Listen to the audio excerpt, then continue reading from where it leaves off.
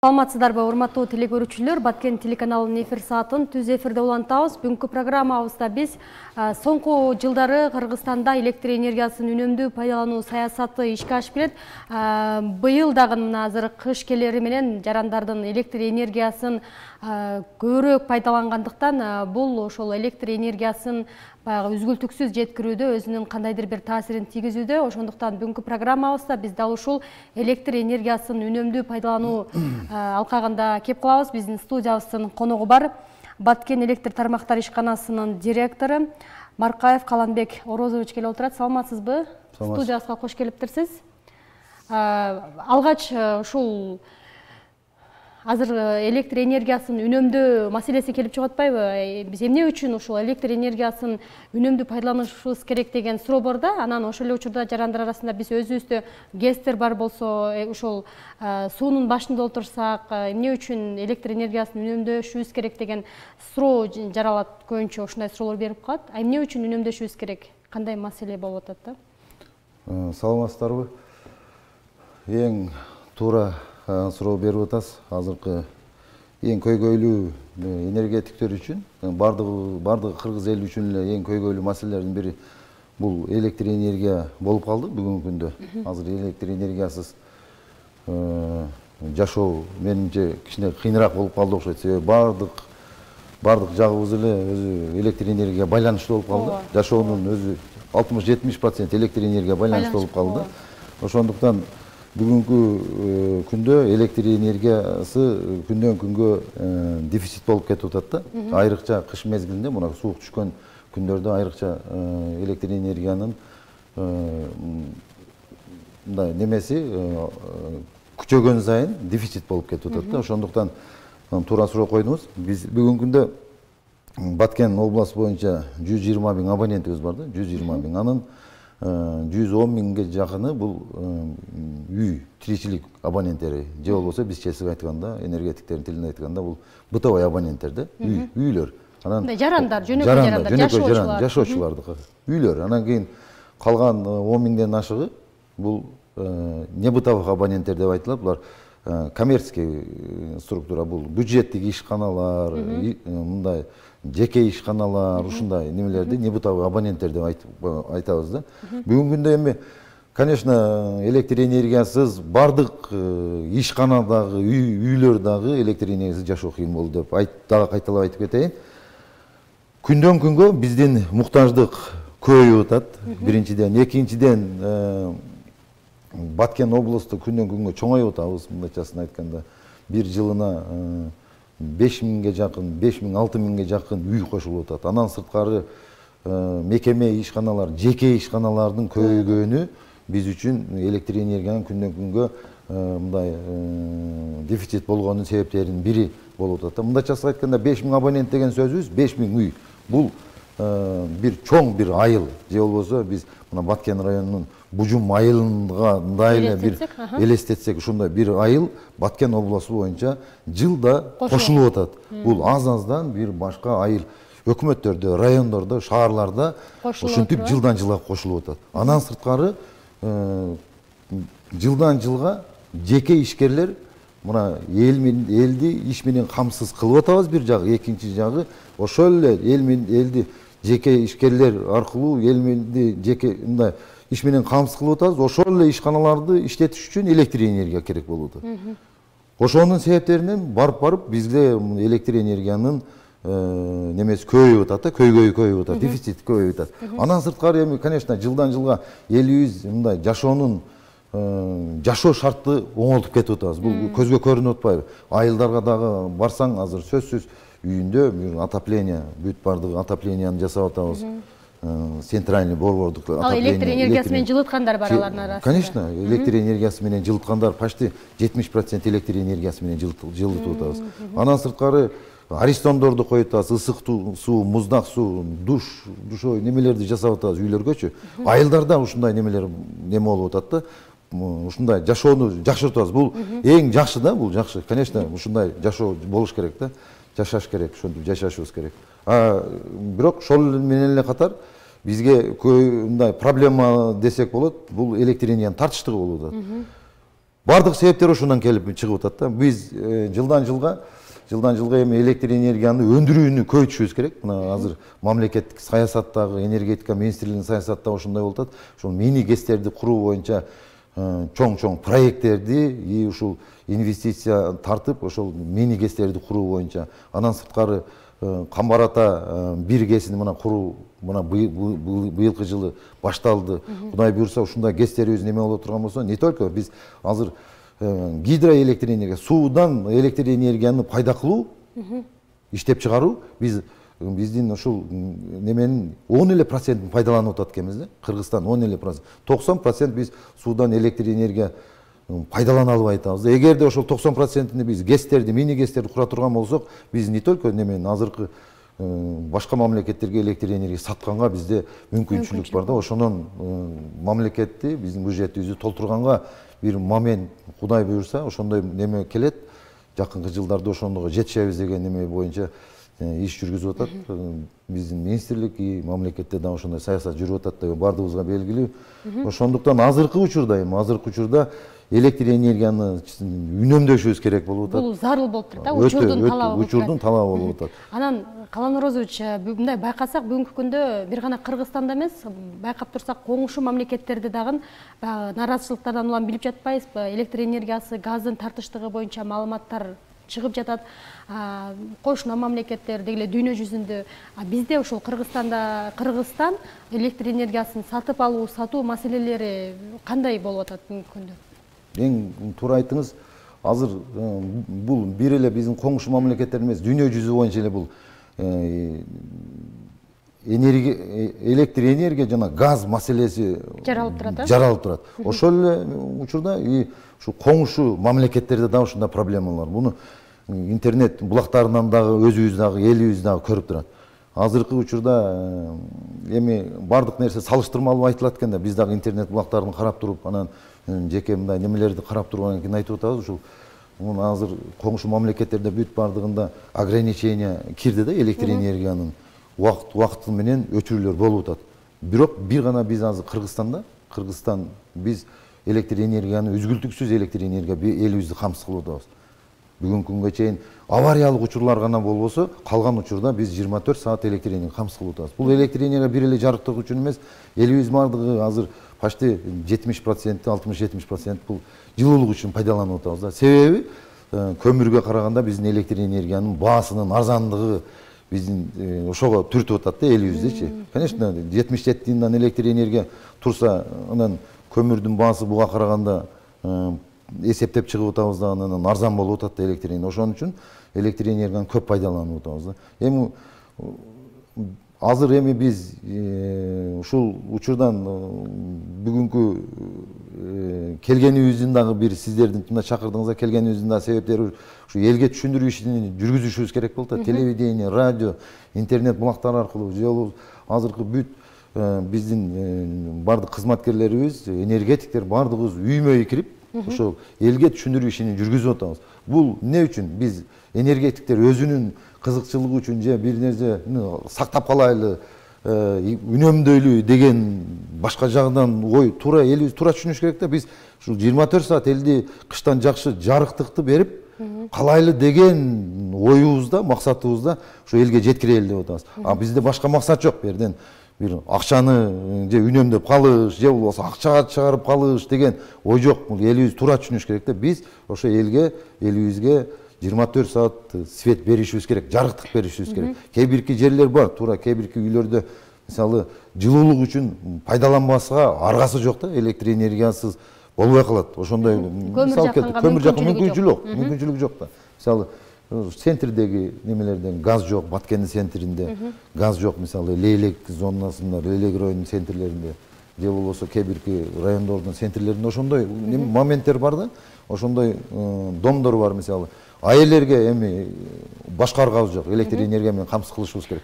Бирок айылдарыбыз бар, жер үйлөр бар дегенде, жер үйлөрдү мисалы көмүр жагып, электр энергияны үнөмдөшүбүз керек азыркы учурдачы. Азыр сиз айткандай ошол жерлерде үймө кыдырып, түшүндүрүү иштерин жүргүзүп жатабыз деп атпайсыздарбы? Кантип түшүндүрүп жатасыздар? Кандай кылганда биз электр энергиясын үнөмдөй алабыз? Дагы көмүр жаккандан сырткары ошол бир эле печка жагып, аны жакпай коюп эле электр энергиясын үнөмдөй алабызбы, же андан башка дагы жолдору барбы? Эми туура айтасыз. Үнөмдөштүн жолуну бардык эле азыр элибиз бардык эле экономист, бухгалтер мындайча айтқанда жакшы билебиз да бардыгыбыз элечи. Просто биз оңой жагын карайбыз да, оңой жагын. Конечно, азыр бир эле жолу, эң оңой жолу мындай, конечно, биринчи алганда бул кымбат болот. Былтыры, мурдагы жылы постоянно айтып келатабыз да. Энергия сбережающий лампаларды азыр бүт бардыгы элибиз билет анычы. Бирок биринчи алганда кымбаттай көрүнөт да бизгечи. 100 сом, 150 сом турат. Бирок биз бүгүнкүгө чейин пайдаланып келе жаткан баягы лампаларды пайдаланып келатабыз да дагы элечи. 15 сом, 20 сомдон алабыз, бирок аны тез эле күйүп калып аткан менен аны менен биздин ишибиз болбой атат да. Эгерде биз ошол энергия сбережающий лампаларды ала турган болсок, мисалычы, бир лампа мисалы 15 ватт болот да, 15 ватт. Мындайчасы айтканда биздин баягы 100 ваттык азыркы пайдаланып аткан адамдардын көпчүлүк пайдаланып аткан лампалардан 6,5 эсеге электр энергияны аз сарпталат да. Бул биринчиси. Экинчиси, конечно, айтып атам го, 150 сом десе кымбаттай көрүнөт. Бирок кайра күйө бергенде эле ошого эле барып атабыз 6 айда. 6 айда 6 жолу алмаштырсаң баягы эле немеге барып атабыз. Бирок каягдан эконом кылып атабыз? Биринчиден биз өзүбүздүн чөнтөгүбүзгө. Чөнтөгүнө да, капчыгына дагы үнөм болуп атпайбы, үнөмдүү болуп атпайбы. Себеби бир лампаны биз эсептеп көрөлү. Биз эгерде мен жалпы Кыргызстан боюнча айтып кетейин, мындай эсептеп чыгып, жылдың эле эсептейбиз, айтабыз, дагы эле элге түшүндүрө албайбыз. 1,5 миллионго жакын биздин абоненттерибиз бар да, 1,5 миллионго жакын. 1,5 миллион деген сөз эми элестетиң, бирден лампаны жакканыбызда ошол 100 ваттык Союздун лампасы деп айтып коелу. Ошол лампаны жакканыбызда bir saatte 1,5 milyon ошондой неме эсеп неме кылың 10 saatта 1,5 milyon kilowatt saat işletetkemiz. Демек бир эле лампа. Бир эле лампа. 10 эле саат. Биз маани бербегенбиз. 20 saat эгерде өчүрбөй койсок, ладно, өчүрбөй эле коелучу. Же зеригебиз, же башка кылабыз, эсибизден чыгып калат, чыгып кетебиз. 20 saat күйүп турганда, бир үйдө бирден лампа күйүп турганда эме элестетиң, 2 киловаттка иштейт экен. 2 киловаттка 1,5 миллион абонентибиз ошондой кыла турган болсо 3 миллион киловатт саат болот экен. 3 миллион киловатт саатыбыз мындайчасын айтканда бул бир күндө 3 миллион киловатт 3 миллион сом болот экен да. Бир күндө 3 миллион сомду биз жөн эле мындай неме кылып коет экенбиз. Эгерде эми элестетиң, бир айда канча болот? 90 миллион болот экен. 90 миллионго бир чоң бир 300, 400, 500 орунду мектеп куруп койсок болот экен да, жөн эле. Бирок төлөп атабыз. Дегенде ооба. Биз төлөп атабыз, аны эч ким төлөбөй койду деген жок. Төлөп атабыз. Бирок экономить этпей атабыз. Биринчиден чөнтөгө экономить этиш үчүн ошол энергия сбережающий лампаларга өтүшүбүз керек. Өзүбүздүн чөнтөгүбүзгө дагы. Анан эң негизгиси азыр лимит сакташыбыз керек. Электр энергияны үнөмдөшүбүз деген немебиз проблемабыз ушул болуп атпайбы? Эң негизи ошону үнөмдөп атабыз. Электр энергияны азыраак пайдаланып калып атабыз да, азыраак эмес, 6 эсе болуп атат. 6 эсе деген сөз бул мындай, билбейм, мындай экономисттерге башкага мындай математика жактан эсептегенде 6 эсе деген бул өтө чоң эконом да. 6 эсе деген эч качан 60 10 сомдук нерсени биз 60 сомго албайбыз да, эми ушундай түшүндүрүш керек болуп атат да. 60 сомдук нерсени 10 сомдук нерсени 60 сомго эч качан албайбыз да. Биз эми мындай көзгө көрүнбөгөн, билбеген неме менен ушинтип төлөп келип атабыз, эконом кылбай атабыз да. Ошон үчүн бул биринчи жагы. Экинчи жагы, конечно, баягы үйлөрүбүздөгү бүт бардык айнектерди, кандай айнек болбосун, эгерде пластиковый болсо, ондо жакшы болот. Болбосо анан кийин пленкалар менен бүт бардыгын жабышыбыз керек да. Жылуулук чыгып кетип атат. Туура көмүр жагып атабызбы, электр энергия жагып атабызбы, жылуулукту жылытып сыртка чыгарбашыбыз керек. Мынтип эконом кылышыбыз керек. Анан башка көмүрдү жагышыбыз керек. Мисалы телефонду зарядтаганда же болбосо телевизорду жандырып коебуз, көрбөй эле кээде ушундай учурлар болот. Ушундай маселелерди айтып келишет да, чынында ушулардан деле үнөмдөгөнгө болобу? Эми конечно, бардык нерсени мына жөн эле телефонду заряд болуп калбайт да, туурабы? конечно, эконом да бул дагы. Эгерде Сарпталып жатат, сарпталып атат да. Электр энергиясыз, токсуз эч качан заряд албайт. Бул дагы өзүнчө бир эконом болот, башка болот. Ошон үчүн азыркы эми учурдун талабы бул. Учурдун талабы ар бир адам электр энергияны үнөмдөшүбүз керек да. Бул кайдыгер карабашыбыз керек. Биз мисалы бул бир гана энергетиктердин маселеси эмес, жалпы элдин маселеси деп ойлосок болот турбайбы? Биз элге чыкканда мындай элге чыгып түшүндүрүп айтып атабыз, бирок эл кандай түшүнүп атат? Мен түшүнүгүм боюнча бул энергетиктер акчасын алып атат. Болду, бүттү. Электр энергияны каяктан болсун таап бериш керек, обеспечить этиш керек деген ой пайда болуп калып атабы деген неме болуп атат да. Туура, биз электр энергия менен камсыз кылышыбыз керек. Биз бүгүнкү күндө мына нерсени айтып кетишибиз керек. Токтогул суу сактагычындагы суунун көлөмү 12 миллиард, бүгүнкү күнгө 30 миллион куб суу турат. Былтыркы жылга салыштырмалуу 1 миллиард кубка көп. Бирок муну кантип көбөйттүк биз? Кантип неме кылдык? Баягы эле дарыялардан суу келип атат, туура. Эл ушинтип айтат да, баягы эле ГЭС иштеп атса, баягы эле суу келип атса, кантип эле мындай болуп калат? Биз бүгүнкү күнгө чейин жакынкы мына 15 күнгө чейин биз Казакстандан, Өзбекстандан, Түркменистандан электр энергияны почти кышын, жазын былтыркы жылдан бери сатып алып келе атабыз. Эми элестетиңиздер, 100 сомдон ашык плюс минусум да, 100 сомдон кээ биркисин 100 сомдон ашыгыраак, кээ биркисин 100 сомго чейинки сатып алып атабыздан башка коңшу мамлекеттерден 77-ден элге берип атабыз. Ошентип баягы суунун биз топтодук. Чтобы кышы менен биз электр энергияны элге жеткирели деп. Бүгүнкү күндө мисалы суунун кириши 150 куб болуп атса, 150 миң. Чыгашабыз мунан 5 эсе, 6 эсе көп болот. 800 миңге чейин, почти миллионго чейин кетип атат. Эми элестетип көрүңүз. Мунун бүт бардын эсеп бар да. Ошон үчүн не кылышыбыз керек? Биз коңшу мамлекеттер бүгүнкү күндө өздөрүндө мына дефицит электр энергия болуп, бизге менен келишим түзгөн электр энергия өздөрүнө жетпегенден кийин бербей койду уже. Болду, токтотту. Сатып ала албай калдык.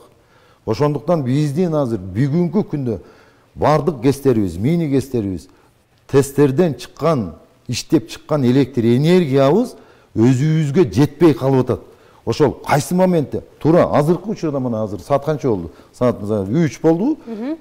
Саат 3кө, 3:30га электр энергия жетиштүү. Биз иштеп чыгып аткан ГЭСтерден чыккан электр энергия жетиштүү. Качан жетишпей калып атат? Бул кечки саат 5тен саат 10го чейинки убакытта. Эртең мененки саат 6дан ошол саат 10го чейинки убакытта. Бүт бардыгы элдерибиз бардыгы тамак бышырат, тиричилик башталат да. Сиз айткандай бүт бардыгы үйдө болобуз ошол моментте. Эртең менен кечинде бардыгыбыз үйдө болобуз. Ошол мезгилде биздин ГЭСтердеги выработка, иштелип чыккан электр энергиябыз жетпей калып атат. ГЭСтерибиз анан ашыкча чыгара албайт. Күчү жетпейт. Максимумга жеттик уже. Максимумга. Кудай сактасын, кокустан бир агрегат иштен чыга турган болсо, анда уже авариялык учур пайда болот. Бүгүнгүгө чейин Кудай сактап атат, Кудай сактасын, ошондой болуп атат. Ошон үчүн биз элге түшүндүрүп, ушул бардык Кыргызстан боюнча азыр энергетиктер түшүндүрүү иштерин жасап атабыз. Элибиз менимче туура түшүнөт деп ойлойбуз. Бул свет бардыгыбызга керек. Бул энергетиктерге эмес. Энергетиктер эле неме эмес. Бүт бардык элибиз ошол бардыгыбызга муктажбыз электр энергия. Значит, бардыгыбыз эконом кылышыбыз керек да электр энергияны. Демек, электр энергиясын азыр мына бүгүнкү күндө сарамжалдуу пайдаланбасак, алдыда же болбосо кыш бүткүчөктө биз жарыксыз калып калышыбыз мүмкүнбү? Эми өчүрүүлөр болуп калышы мүмкүнбү? Негизи ушул эми бул нерсени туура кабыл алышыбыз керек. Бул нерсе болушу мүмкүн. Себеби азыр эле айттым, биз максимумга жеткенден кийин бүгүнкү күндө бардыгыбыз мындай ГЭСтеги бизди почти 85-90% электр энергияны камсыз кылып турган бул Токтогул ГЭС болуп эсептелет. Токтогул ГЭСиндеги суунун көлөмү күндөн күнгө азайган сайын басым азаят. Басым азайган сайын, суу азайган сайын чыгарылган электр энергиябыз азаят. Себеби басым көп болгон сайын электр энергияны көбүрөөк иштеп чыгарабыз да. Анан уже суунун көлөмү түшкөн сайын электр энергиясы 30 мегаватт, 40 мегаватт, 50 мегаватт, 100 мегаватт болуп азаят. Бул барып январларда мисалы бүгүнкү күндө мисал келтирип атам, мисалы 1100 мегаватт чыгарып аткан болсо, анда уже январга барганда 1000 мегаваттка түшүп калат. Ушундай элестетишибиз керек да, бардык нерсе мындай неме өзүнүн немеси менен болот. Ошон үчүн сиз айткандай болушу мүмкүн. Эгерде биз эконом кылбасак, эконом кылышты бардыгыбыз өзүбүздүн колубузда. Керек эмес учурда өчүрүшүбүз керек. Керек эмес учурда бүт бардык электричествоны неме кылып көмүргө өтүш керек, газга өтүш керек. Эгерде бизге жарыктык керек боло турган болсо, жарык менен отургубуз келсе, значит бардыгыбыз биргеликте ушул биргеликте иштешибиз керек да, үнөмдөшүбүз керек. Бүгүнкү күндө атайын сиздер тараптан ушул электр энергиясыны балким үнөмдүү пайдалануу үчүн мындай бир өчүрүүлөр болгон жокпу? Эми азыр бардык нерсе бири-бири менен неме болуп турат да, байланыш болуп турат да. Мисалы, конечно, өчүрүүлөр болду деп элибиз анча-мынча жерден мен өзүм телефонду берген бардыгы чыгып атат, өчүрүүлөр болуп атат.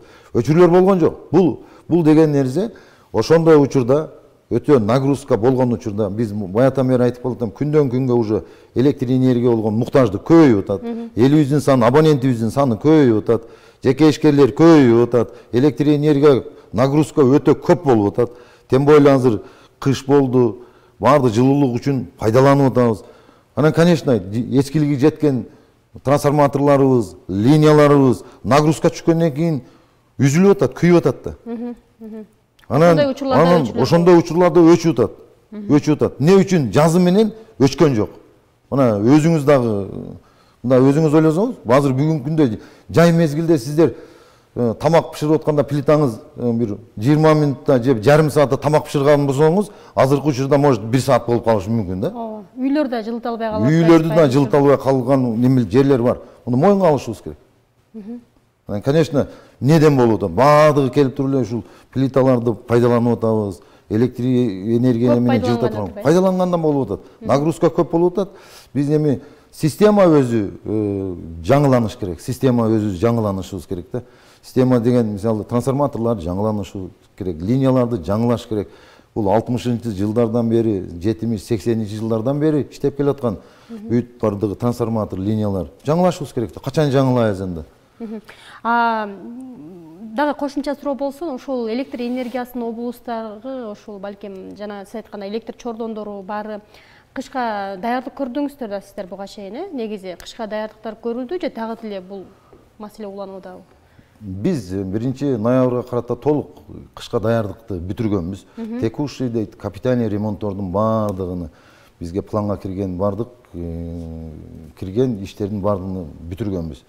Азыркы учурда бир гана жанагындай аварийный ситуация боло турган болсо гана ремонтторду жасап атабыз да. Атак толук бүтүргөнбүз. Анан ошол жарандардын эми электр энергиясын көп колдонгондо алар жанагы көп иштедет, алардын тарифи дагы өсүп, мисалы баягы көбүрөөк сумма төлөп калыш керек, көбүрөөк иштеп калат деп айтабыз да, абоненттердин төлөмүчү. Төлөмдөр ошол абоненттердин электр энергиясынын убагында төлөм аткаруулары кандай жүрүп атат? Бул жакта маселе барбы? Эгерде балким бул дагы бир электр энергиясыны баягы жарандар менен үзгүлтүксүз камсыз кылууда өзүнүн таасирин тийгизеби ушул? Төлөмдөрдү убагында бизге азыркы Кудайга шүгүр мындай Баткен областы боюнча элибизге рахмат дешибиз керек. Биринчиден башка региондорго, башка облуска караганда биздин электр энергиянын тарифи арзан. Арзан. Бул 77 тиындык тариф да. Бул Лейлек, Сүлүктүү, Баткен шаары, Баткен району, Кадамжайдын где-то 12 айылы 110 000 абонент боло турган болсо, ошонун 57 000, 60 000 абонент 77 тиындан, ограничениясы жок 77 тиындан төлөйбүз. Биринчиден баягы лимиттен ашканыбыздын таасири дагы ошол. Анан 77 тиындык тариф болгондон кийин, конечно, элибизге бизге жакшы. Бирок жана сиз айтып аткан жаңыланууга бул сөзсүз таасирин берет. Төлөп атат. Элибиз рахмат төлөп атат. Жаккан бардыгын төлөп атат. Эми төлөгөндөр бар. Аны алар боюнча ар кимдин өзүнүн индивидуальный сүйлөшөбүз, иш алып барабыз. Бирок почти 90% төлөйт. Бирок төлөйт тарифтин азыр бизге арзандыгы сөзсүз Баткен облусуга, Баткен ПЭСке биздин ишканага сөзсүз таасирин бербей койбойт да. Себеби арзан болгон үчүн көбүрөөк колдонот, көмүр жаккандан баш тартышат деп айтат. Конечно. Арзаны биринчиден көмүрдү жакпаганга неме болот? Электр пайдаланганга. Экинчиден жаңы конуштарды линия менен, трансформатор менен обеспечить, эскирген линияларды жаңылашка акча керек да, туурабы? Каяктан алабыз биз? Биз өзү бүт бардыгы ошол 77 тыйындын эсебинден жашайбыз. Ишканабыз ошондой. Мамлекеттен мисалы жарандардын төлөмдөрү менен, Ооба, ошондой. Биз бюджеттик республиканский бюджеттен бизге акча каражаты каралбайт. Немеге мисалы жаңы коныш трансформаторго, линияга каралбайт. Зарплата, башкасы, ГСМ дегендер бүт бардыгы ошол биз 77 тыйын тарифтин ичинде турабыз. 77 тыйын тарифтин ичинде да ушул моментте айтып кетишим керек. Мындай көп каттар келет, көп суроолор болот да. Жаңы конуштарга эмне үчүн электр энергиянын акчасын аласыңар дагы? Анан коюп бербейсиңер деп элдерден көп суроолор болот да. Себеби эмне үчүн? Себеби азыр дагы эле кайра келип эле тарифке, биздин төлөп аткан акчага, светке төлөмүбүзгө келип такалат да. Демек бул төлөм аз деп айтат турбайсызбы анда сиз? Бунун ичинде биздин ошо 77-дин ичинде ошол жаңы конуштарды электр энергия менен камсыздоо боюнча каралган эмес.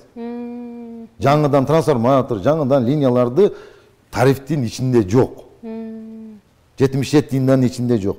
Эгерде биз жаңы конуштарды электр энергиясы менен камсыз жаңы линияларды камсыз кылыш үчүн биз мисалы ошого же 10 тыйын же 20 тыйын кошуп коюшубуз керек 1 киловаттчы. Эми мен оюмду айтып атам да. Может 5 тыйынбы? Оны эми экономисттер өздөрү мындай немелер эсептеп чыгыш керек. Может 30 тыйын кошобу, может 10 тыйын кошобу, аны мен билбейм, но ошондой кошулганда 77 тыйын үстүнө может 82 тыйын, может 85 тыйын кылганда анан ошо тыйындын эсебинен жаңы конуштарды жаңы муктаж линиялар, трансформатор муктаж жерлерге койгонго мүмкүнчүлүк болот.